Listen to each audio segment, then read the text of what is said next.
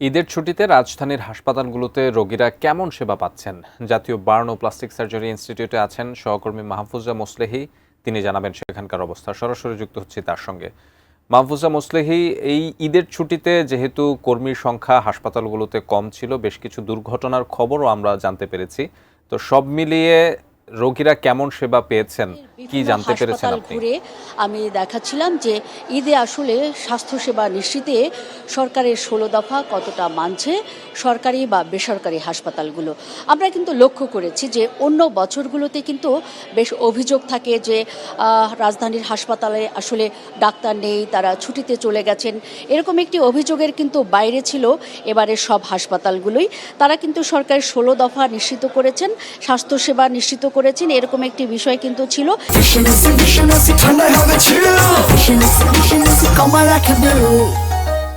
এই মুহূর্তে আমি যে হাসপাতালে এসেছি সেটি কিন্তু জাতীয় বার্ন ও প্লাস্টিক সার্জারি ইনস্টিটিউট। এখানেও কিন্তু একই রকম পরিবেশ আমরা লক্ষ্য করেছি এবং আপনি দেখছেন যে প্রচুর রোগী কিন্তু এখানে এসেছে এবং অপেক্ষমান যারা রোগী বা স্বজন তারাও কিন্তু একই রকম সন্তোষ প্রকাশ করেছেন।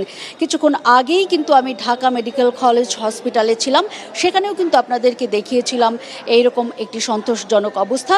সেখানেও প্রচুর ভিড়, সকাল থেকে কিন্তু ১২টা নাগাদ, ৮টা থেকে, অর্থাৎ ৮টা থেকে দুপুর ১২টা নাগাদ কিন্তু সেখানে ৪৬৫ জন টিকিট কিনেছেন এবং ২০০-র মতো প্রায় রোগী কিন্তু সেখানে ভর্তি হয়েছেন। এর আগের বারের যেই খবরে আমি জানিয়েছিলাম সেটি কিন্তু ছিল এরকম যে আজিমপুর ম্যাটার্নিটিতেও কিন্তু ২০০-র বেশি প্রায় রোগী টিকিট কিনেছেন এবং সেখানেও কিন্তু যথেষ্ট সন্তোষজনক পরিস্থিতির মধ্য দিয়েই স্বাস্থ্যসেবা নিশ্চিত করা হয়েছে বলে রোগীরা আমাদেরকে জানিয়েছেন।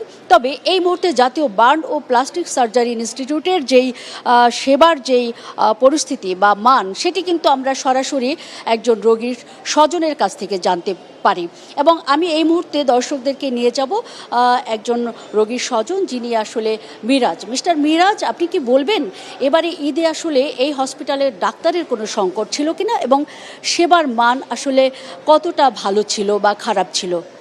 জি, আমার ফ্যামিলিতে তো ৬ জন ছিল বার্ন এখানে ভর্তি ছিল, সেখান থেকে ৩ জন আসলে রিলিজ হয়ে গেছে, একজন এক্সপায়ার, ২ জন রিলিজ, আর বাকি যে ৩ জন আমার বাবা মা আর ছোট ভাই।